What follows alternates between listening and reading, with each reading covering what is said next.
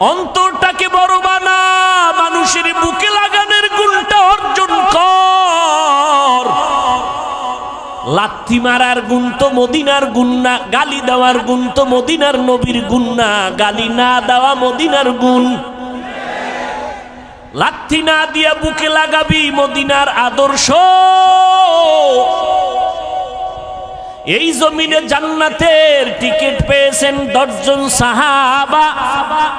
আবু বকর জান্নাতের টিকিট পেয়ে মরণ পর্যন্ত শুধু কান্নার আওয়াজ। আমি আল্লাহর আদালতে কেমনে দাঁড়াবো, কেমনে হিসাব দিব। ওমর কাঁদতেছেন, উসমান কাঁদতেছেন, ওই অন্ধকার কবরে আমি কেমনে একা থাকবো। হযরত আলী কাঁদতেছেন, রাতের গভীরে কান্নার আওয়াজ। নবী কান লাগাইয়া নজর করে দেখেন আবু বকর তাহাজ্জুদে কান্না করে। এরে পর্দার আড়ালের আম্মা জানেরা, এরে আম্মা জান, ওই জাহান্নামী নারী এমন কোন গুনাহ নাই করে নাই। রাস্তা দিয়া চলতেছেন, হঠাৎ করে নজর করে দেখে রাস্তার কিনারা একটা কুকুর পানির পিপাসায় জিহ্বা বের করে কাঁদতেছে। জাহান্নামী গুনাহগার নারীটার অন্তরে মায়া হলো, দৌড়াইয়া গেল পানি আনার জন্য, কিন্তু কোনো পাত্র নাই। ওই গুনাহগার নারীটার পায়ে ছিল চামড়ার মোজা। মোজাটা খুলে পানি নিচে, হাতের নাগালে পায় না। মাথায় ছিল ওড়না লাগানো, ওড়নার মাথা মোজার সাথে গিরা লাগাইয়া এরপরে পুপের থেকে পানি উঠাইয়া কুকুরকে পান করাইয়া দিল। সাথে সাথে গাইবি আওয়াজ, মদিনার নবী বলেন, ও সাহাবায়ে কেরাম শুনো, এত বড় গুনাহগার বান্দিটা শুধু কুকুরকে পানি পান করাইলো আমার আল্লাহর মোহব্বতের জন্য। পানিটা পান করানোর সাথে সাথে গাইবি আওয়াজ, ও জাহান্নামী গুনাহগার, তোর জীবনের সব গুনাহ মাফ করে দেওয়া হলো। আজ আমার সমাজে হাজারো মুসলমান নামাজ কায়েম করে, নামাজ পড়ে, অথচ গুনাহ ছাড়ে না। নামাজ পড়ে সুদ খায়, নামাজ পড়ে ঘুষ খায়, নামাজ পড়ে বেপরদায় চলে, আছে না নাই? অথচ আল্লাহর ওয়াদা, নিশ্চয়ই মানুষ গুনাহ থেকে বাঁচবে। কেমনে? কয় নামাজ তাকে গুনাহ থেকে বাঁচাবে। ইন্নাস সালাতা তানহা আনিল ফাহশাই ওয়াল মুনকার। কোনো সন্দেহ নাই, সমস্ত পাপের থেকে বাঁচাইয়া রাখার একমাত্র মাধ্যম হলো নামাজ। প্রশ্ন বড় জটিল। মুসলমান আর বেঈমানের ভেতরে ব্যবধান হলো নামাজ।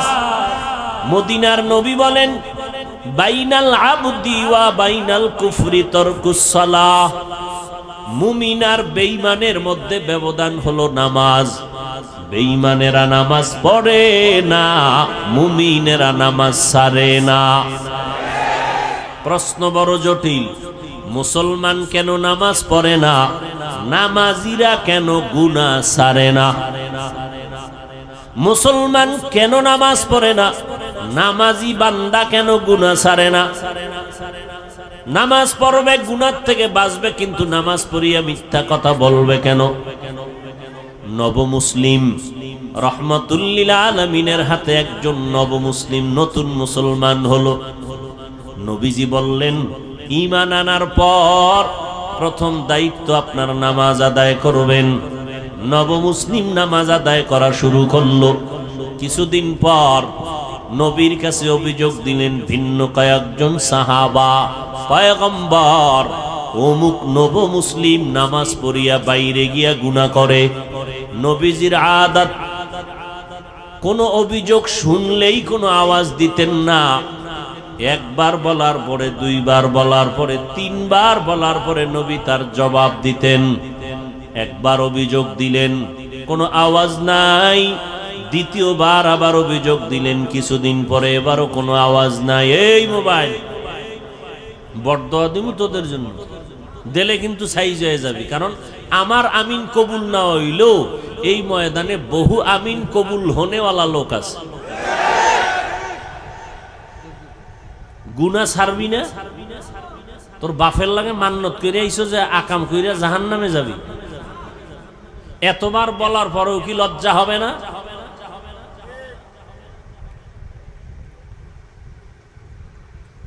ভাইরা আমার, ছোট ছোট বাচ্চার হাতে মোবাইল, এর মা এর বাবা বলে দায়িত্বশীল মা বাবা, সন্তানকে ধ্বংস করার জন্য আর কি দরকার? আল্লাহ সবাইকে হেদায়েত দান করুন। পয়গম্বরকে তৃতীয়বার যখন অভিযোগ দিলেন, নবমুসলিম নামাজ পড়ে বাইরে গিয়া গুনার কাজ করে, অভিযোগটা কতবার হলো বলেন? নবী এবার জবাব দিলেন, লম্বা চওড়া কথা না, নবীজি কথা বলতেন সংক্ষেপ, তার ব্যাখ্যা হতো অনেক বড়। নবী অল্প কথায় বলে দিলেন, সাহাবায়ে কেরাম কিছুই বলবেন না, তার নামাজ যেদিন ঠিক হয়ে যাবে সেদিন সে গুনাহমুক্ত হয়ে যাবে। মকুন সুসুতি নামাজে পাঞ্জগানা ফাওয়াইলুল লিল মুসাল্লিনাল্লাযীনা মুমিনারা ইনামাজ ইমদাদ দা ইস্তাঈনু আয়াতে কুরআন বাখা আয়াতে কদ আফলাহারা ইয়াদকুন গৌর কুন্দর মানি আজদিল সাদিকুন।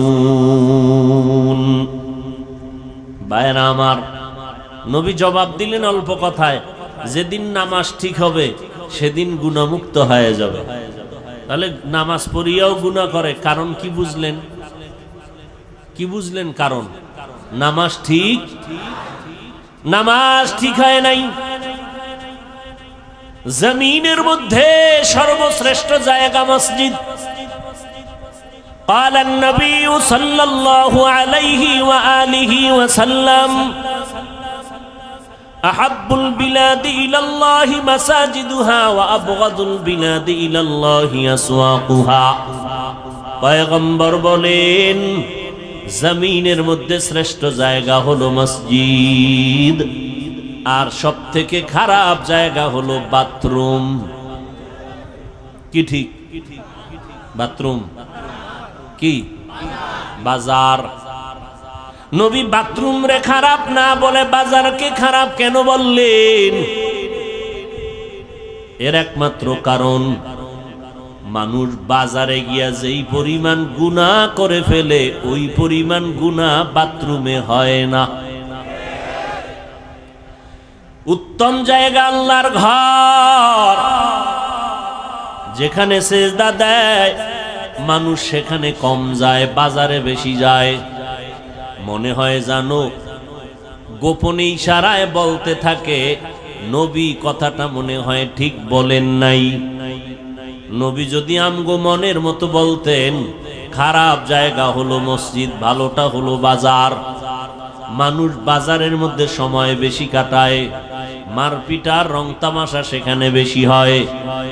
এবার বলবেন বাজারে তো নবীও যাইতেন, আমরা হুজুরেরাও তো বাজারে যাই, ব্যবসা করি। আবু বকর ব্যবসা করেছেন, আমাদের মাযহাবের ইমাম আবু হানিফা রাহমাতুল্লাহ আলাইহি ব্যবসা করেছেন, বাজারে যাইতেন সব নবীরা, সব আল্লাহওয়ালারা। এরপরও কেন বাজারকে খারাপ বললেন? বাজারে যাইতে নিষেধ নাই ও বান্দা, বাজারে গিয়া গুনাহ করা তোমার জন্য নিষেধ। জরুরত সারার জন্য বাজারে যাও, আবার ব্যাক করে ঘরে যাও, ওখানে বাজে কোনো কথা যেন না হয়, কারণ ব্যবসা করা হালাল। আহাল্লাল্লাহুল বাইআ ওয়া হাররামার রিবা, ব্যবসা আল্লাহ হালাল করেছেন, সুদ আল্লাহ হারাম করে দিয়েছেন। এরে নবীর আশিক, উত্তম জায়গা আল্লাহর ঘর, কিন্তু এই জায়গায় মানুষ ঢুকতে গিয়েও কোনো আল্লাহর ভয় অন্তরে রাখে না। আল্লাহর ঘরে যারা যাবে এরা জমিনের কোনো মেহমান না, এরা আমার মালিক রব্বুল আলামিনের মেহমান। এমপি সাহেব ডাকলে মানুষ কত সুন্দর সজ্জিত হইয়া এমপি সাহেবের ডাকে সাড়া দেয়। ও মানুষ, আপন কোনো আত্মীয়র বাড়ি গেলে পুরান জামা বাদ দিয়া নতুন ড্রেস পরিয়া যায়। আমার আল্লাহর বাড়ি নামাজে যারা যাও, তোমরা গেঞ্জি পরে যাও কেন? ময়লা জামা নিয়ে যাও কেন? আল্লাহর মেহমান তো আল্লাহর ঘরে আল্লাহর সাজে সজ্জিত হয়ে যাওয়া দরকার। সেখানে গেঞ্জি পরে যায়, টুপি নাই, জুতা নাই, আবার গেঞ্জির ভিতরে কত বাঘ ভাল্লুক বানরের ছবি, আবার কত ইংরেজি লেখা আছে না নাই? এই হলো নামাজের হালাত। হ্যাঁ, সবার শেষে যায় আবার সবার আগে বের হয়। পাঁচ বেলার নামাজ তো নাই, ওই জুমার দিন যায় তাও সুন্নতের খবর নাই। সালামের পরে দুরাকাত ইমাম সালাম দিল, বের হয়ে চলে গেল। জুমার সময় এত মানুষ, এরা ফজরেও নাই আবার আসরেও নাই। এই নামাজ দিয়া মানুষ গুনাহ থেকে ফিরবে না। আল্লাহর নবী বলেন কিয়ামতের দিন এই নামাজি তাকে জাহান্নামে নিয়ে যাবে। আল্লাহ তাআলা বলেন আমি মানুষকে একটা কাজের জন্য বানাইছি, ইবাদত। ইবাদত হবে নবীর তরিকায়। সীমানা কত দূর? বলে তোমার জিন্দেগি যেখানে যেখানে যাবে সেখানে ইবাদত। ইবাদতটা নবীর তরিকায় হবে। শুধু জিকির করা ইবাদত না। ও বান্দা, তুমি খানা খাইবা ইবাদত, তুমি খানা খাইবা না তাও ইবাদত। খানা সামনে রেডি, পেটের ভেতরে ক্ষুধা, ইফতারির টাইম বাকি আধা ঘন্টা, ক্ষুধাও আছে, খানাও সামনে আছে হালাল। রোজাদার খাইবেনি কেন? এই সময় খানা খাওয়াটা তোমার জন্য আল্লাহর বিধানে নাই, না খাওয়াটা ইবাদত। খানা হালাল কিন্তু খাওয়া কিনা ইবাদত না। রোজার হালাতে তোমার সামনে খানা, পেটেও ক্ষুধা, তারপরও খাওয়া যাবে না, কারণ আল্লাহর বিধানে নাই, নবীর তরিকায় নাই। এই সময় খানা ক্ষুধা থাকলেও খাওয়া যাবে না, না খাওয়া ইবাদত। নামাজ পড়ো ইবাদত, নামাজ না পড়াটাও ইবাদত। রোজা রাখা যেমন ইবাদত, একটু আগেই কিন্তু জবাব দিয়েছি রোজা না রাখাটাও ইবাদত। ঈদের দিন রোজা রাখা ইবাদত নাকি রোজা না রাখা ইবাদত? সূর্য যখন ডুবে, সূর্য যখন উঠে, তখন নামাজ পড়া ইবাদত নাকি না পড়া ইবাদত? ভাইরা আমার, নামাজ পড়া যেমন ইবাদত, না পড়াটাও ইবাদত। সব হতে হবে আল্লাহর জন্য, মদিনাওয়ালা নবীর তরিকায়। কিন্তু বড় দুঃখ, আল্লাহকেও চিনি না, মদিনাওয়ালা নবীর আদর্শ তরিকাও চিনি না। এখন আমরা কেমনে ইবাদত করব, সিস্টেম কেমনে জানবো? মদিনার নবী এক ঠিকানা দিয়া গেছেন, ওই ঠিকানায় গেলে ইবাদত শিখবা, তরিকাও পাইবা। ওই ঠিকানার নাম হলো উলামায়ে আহলে হকের সোহবত। ইলমে রা'জাজু করদান বেহিসাব, খলকে রাদাদান জওয়াবে বাসওয়াব, হক না দারদ দোস্তে খলকা জারেরা, নিস্তে ই খসলত একে দিনদারেরা। আল্লাহর জন্য ইবাদত করো, অল্প হলেও নাজাতের জন্য যথেষ্ট। আল্লাহ বেশি আমলের জন্য তোমাকে টাইট করেন নাই, তাকিদ দেন নাই, বরং আল্লাহ কোরআনের এক জায়গায় বলেন আল্লাযী খালাকাল মাউতা ওয়াল হায়াতা লিয়াবলুয়াকুম আইয়ুকুম আহসানু আমালা। আমি তোমাকে জমিনের মধ্যে পাঠাইছি পরীক্ষা করে, যাচাই করে দেখব কারা উত্তম আমল করে। আকসারু আমালা বলেন নাই, আহসানু আমালা। বেশি আমল আল্লাহ চান না, আল্লাহ চান অল্প আমল, তবে আমলটা হতে হবে আল্লাহর জন্য। ইবাদত কার জন্য? মা খালাকুতুল জিন্না ওয়াল ইনসি বাখা, জুজ ইবাদত নিস্তে মাকসুদ আজ্জাহা। আল্লাহর এক বান্দি, নারী না পুরুষ? আল্লাহ তাআলার এক বান্দি, এমন কোন গুনাহ নাই করে নাই, গুনাহের সাগর, জঘন্যতম গুনাহের মধ্যে লিপ্ত হয়ে নারীটার জিন্দেগিটাকে গুনাহের ফাউন্ডেশন বানায় ফেলল। হেদায়েতের মালিক কে? আর জোরে বলেন, মান ইয়াহদিল্লাহু ফাহুয়াল মুহতাদ ওয়া মান ইউদ্লিল ফালান তাজিদা লাহু ওয়ালিয়াম মুরশিদা। আল্লাহ চাইলে হেদায়াত দিবেন তো হয়ে যাবে, আল্লাহ যদি চান না হেদায়াত দিবেন না, সে হেদায়াত পাবে না। আল্লাহ যদি হেদায়াত না দেন, পৃথিবীর কারো ক্ষমতা নাই তাকে হেদায়াতের দরজা দিয়ে ঢুকাবেন। ভাইরা আমার, আমার নবী যার কোনো তুলনা নাই, যেই নবীর মতো নবী নাই। কেমন নবী আমার, যে নবীর চেহারা মোবারকে একটা নজর দিলে দীর্ঘদিনের ক্ষুধা নিবারণ হয়ে যায়। আরো আস্তে করে বলেন, কেমন নবী আমার।